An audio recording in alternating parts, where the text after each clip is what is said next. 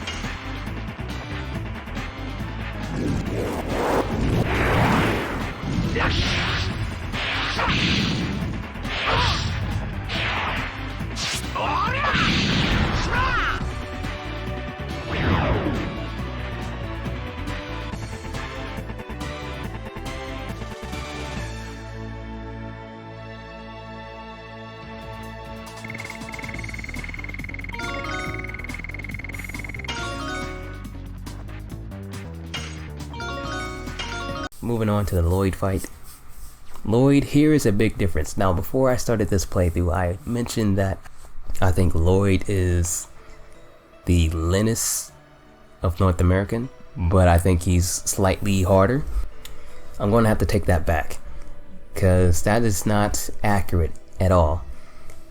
Lloyd in JP is Lenus. He is Lenus, but he's like Lenus times a million. He's Lenus times a couple of million. He is such a freaking asshole. He is probably the most annoying fight that I've ever experienced while playing this game in my entire life. It's probably the most annoying fight that you could ever experience. I'm talking about he dodges more, he takes a hell of a lot more turns. Everything that he does is going to defeat you in 2 hits. Just about anything that he does is going to defeat you in 2 hits if you don't guard it. Not to mention that his first turn has a high probability of wiping you without you even getting a chance to defend. And he's going to take that first turn quite a bit, turns out. I tried it multiple times. You're only going to see a couple of them, but it happened at least 6 times where he just started the turn off, started the fight off, took the first turn, and he, you know, killed off some of my members, and I couldn't do anything about it. Now, I have to stress this and I have to mention this. I forgot to mention this earlier. This is a no item shop challenge. I'm really low on just about everything, healing items especially. I have 1 big heal and that's it. I don't have any revives, nothing. I have MP stuff, but just 1 big heal, which I don't want to use. I'm trying to save that for the final fight. And no revives. So that means anytime a member of my team goes down, it's game over. Because I want to be an accurate comparison for both versions. I need all of my team to live. I have no revives, so I have to beat him flawlessly. And I decided to take that same challenge in North America, and even though I do have heals, I decided to, you know, take the same challenge that I did in JP, you know, just to see how accurate he is, because if I could revive, I imagine he'll be much easier. He'll still be hard, but I imagine it wouldn't be as hard.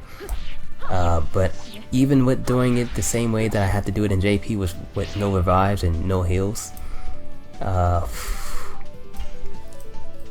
he was definitely one of a kind in JP. Let's just say that he's definitely one of a kind, and his dodges is so obnoxious, so annoying, so infuriating. Oh my, it was so infuriating. I don't know if you're going to see it in this package that I put together, but there was one instance where I powered up a member, sped him up, and I went in to try to hit him, and on all 3 attempts of the powered up attempts to hit him, he dodged all 3 of them. And also, you effectively just wasted it. And I was so pissed. I was so just done with it. I was just looking at the ceiling, you know. That was an experience. But yeah, that's really the only thing that I have to say about that. I'm gonna try to cheap the fight out, you know, as per usual. He has a loop that you can loop him in by using a talisman, which prevents instant KO.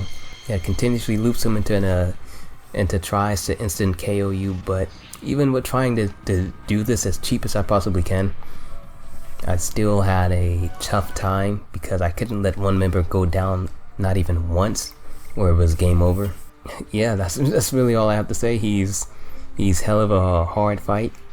He kills you in two hits, just about on anything, and he's annoying. Yeah, he's definitely Lenus, but he's Lenus with an infinity gauntlet. That's how I would explain him. But I'll leave you with that, and you see the fight and probably go through the same frustrations as I do, you know. So I'll catch y'all after the fact, and be cool.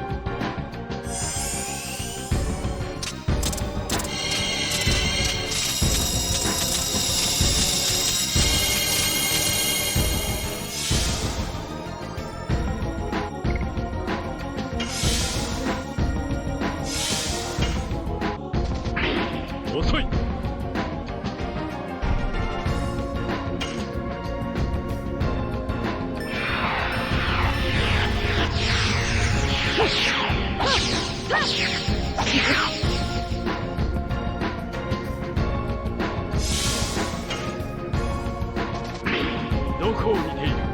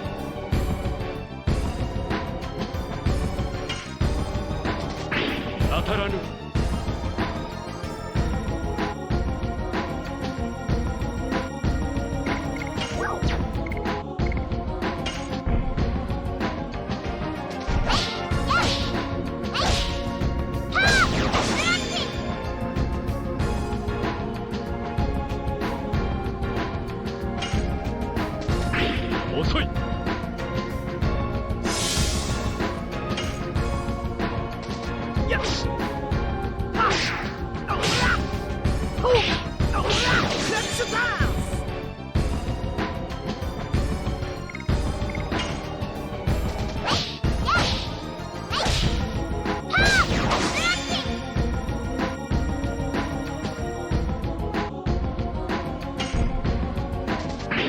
こを見ている。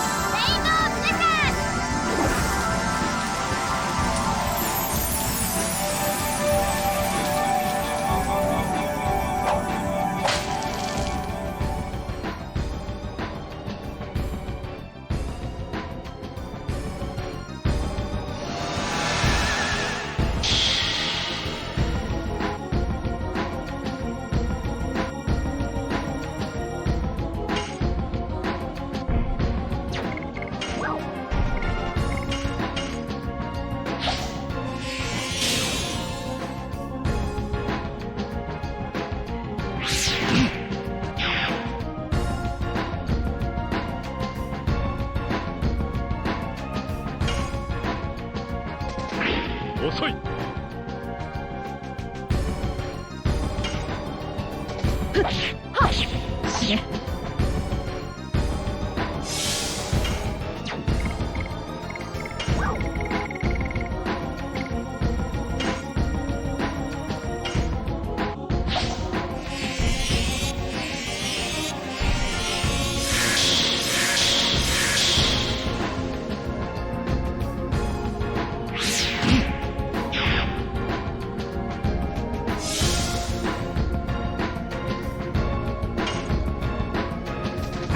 どこを見ている。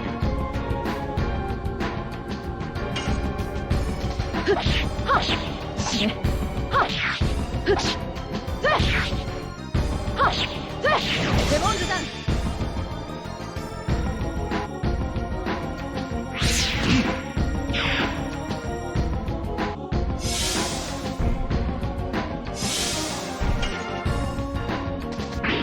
どこを見ている。デ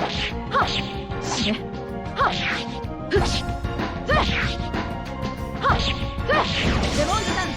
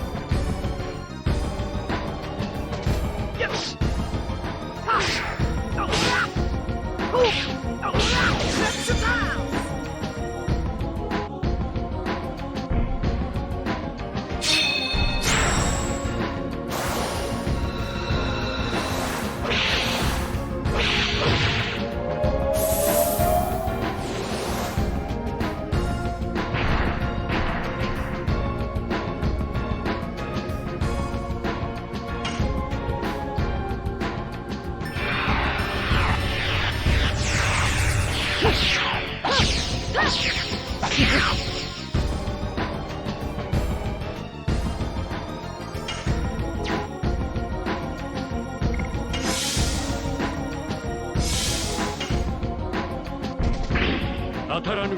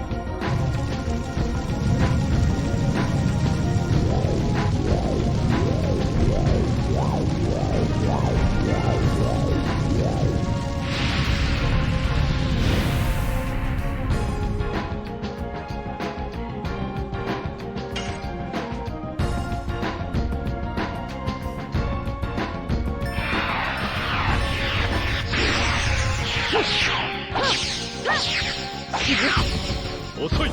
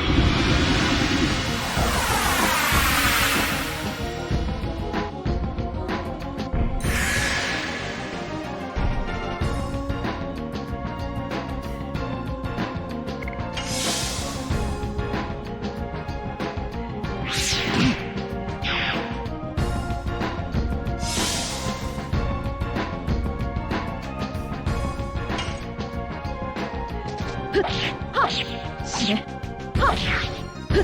ふっはっふっレモンズダンス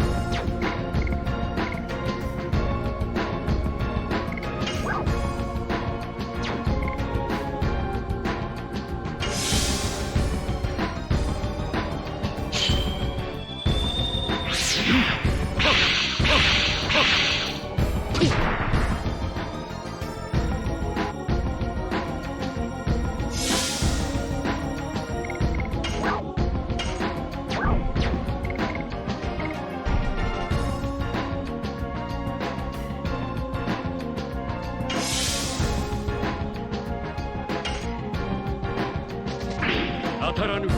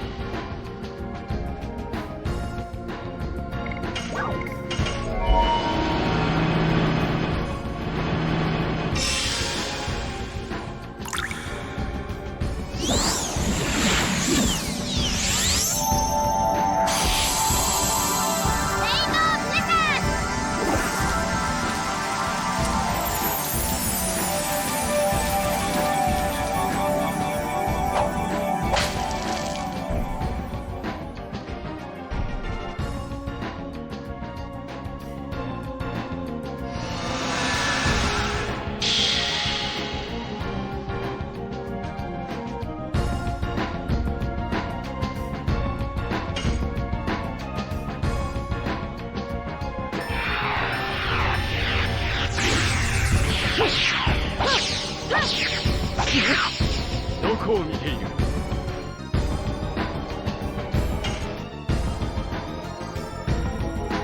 よし。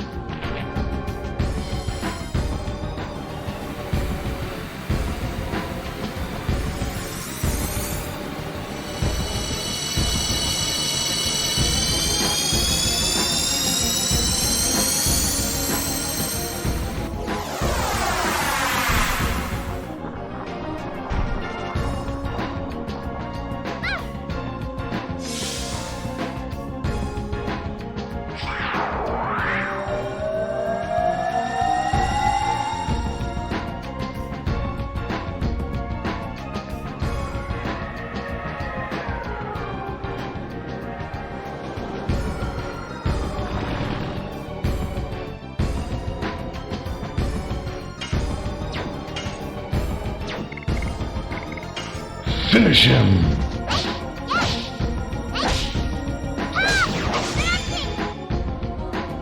Flawless victory.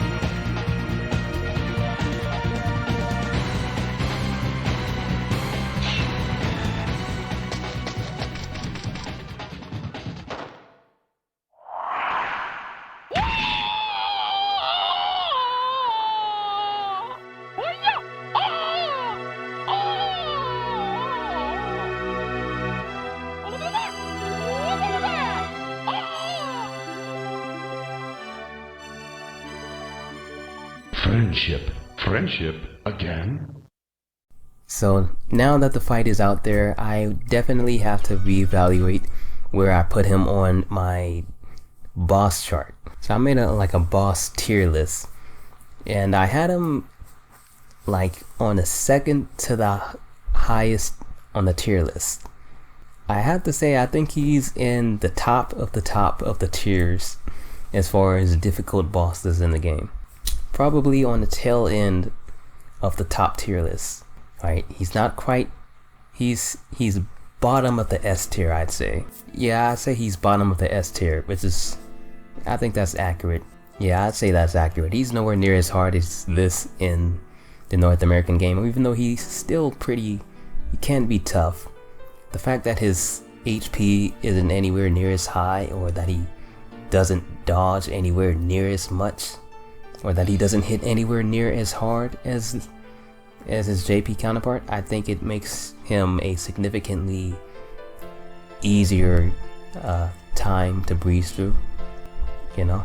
And I'm pretty sure I first tried him even without using any revives or heals, or item heals at least. You're gonna see Faust, the secret boss.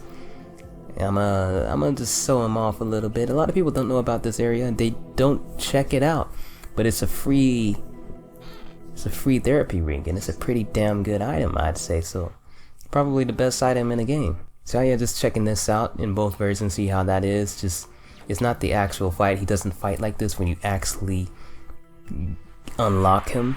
He doesn't perform like this. So this is just like an alternative version of him. I don't know, you'll see for yourself which one you think is more deadly or, you know, this or that. It doesn't really matter because it's not really a fight, it's just a sequence that you can run away from. I just use it to try to recover. I couldn't recover in JP, but I could recover quite a bit in NA, so I guess that's something.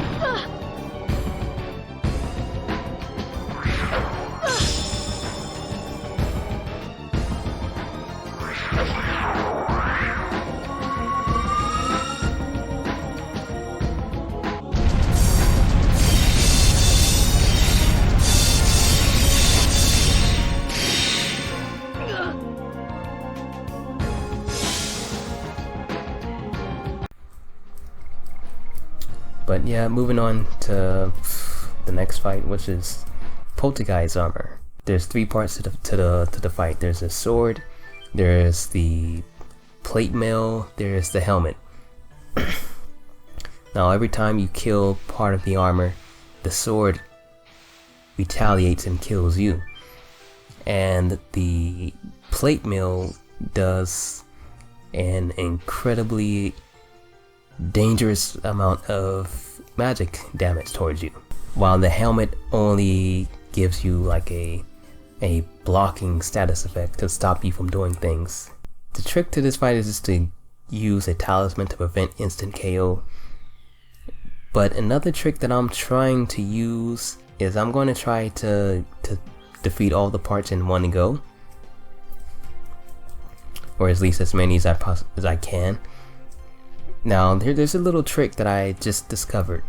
It's a lot easier said than done, because when you kill part of the armor that isn't the sword, it doesn't immediately instant kill you. So that means if you like defeat part of the armor and then you have somebody else take a turn after that, but you don't want them to attack because you don't want them to be targeted, so you just have them like guard or something. It doesn't matter. It's still going to take that turn into account, and it's going to target that individual as being the last person up, and it's going to insta kill that person. If you kill the sword, it immediately instant kills. So that's the trigger.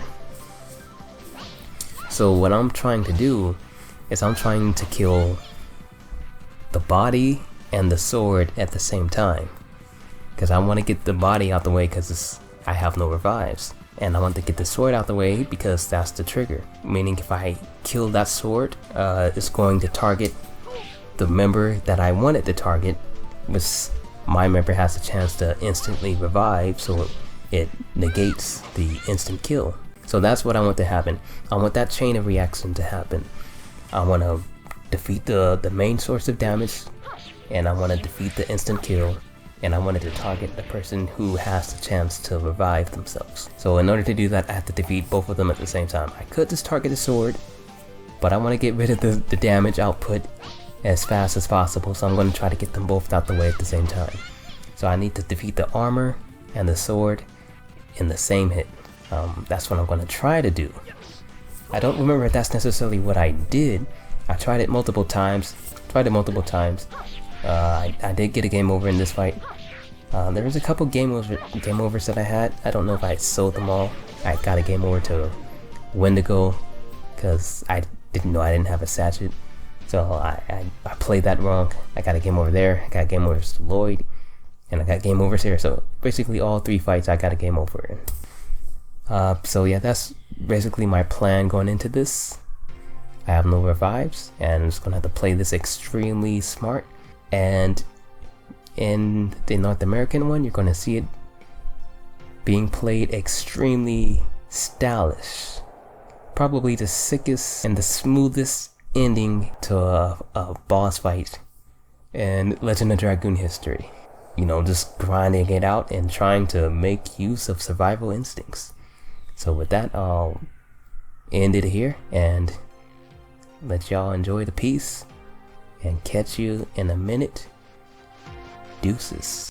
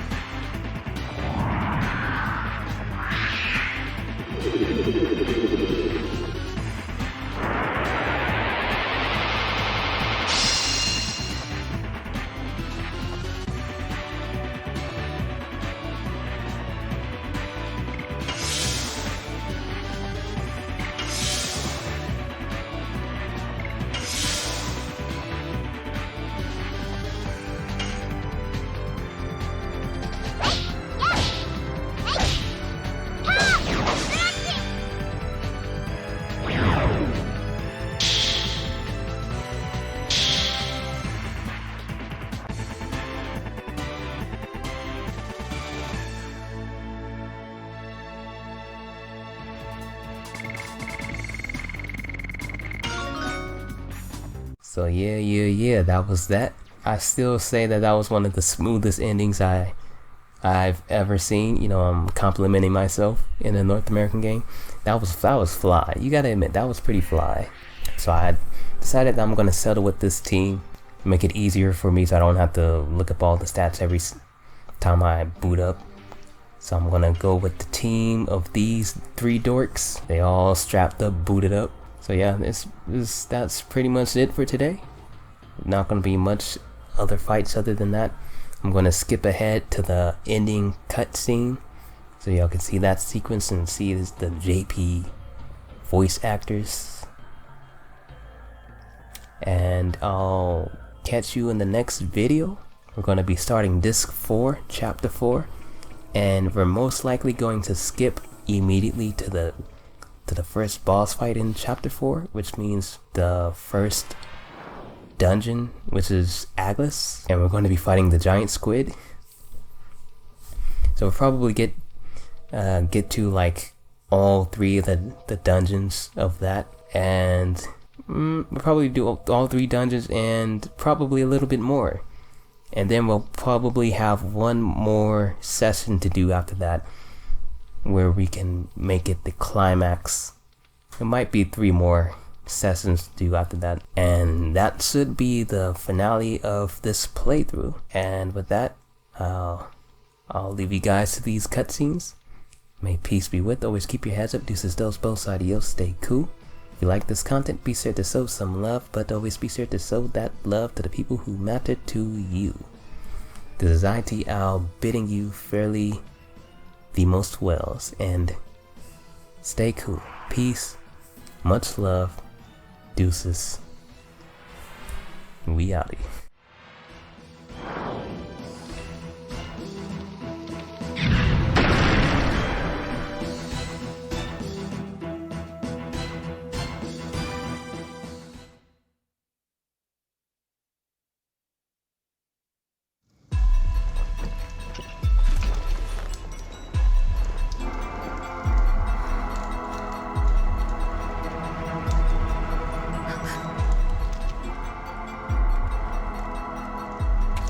Sashina.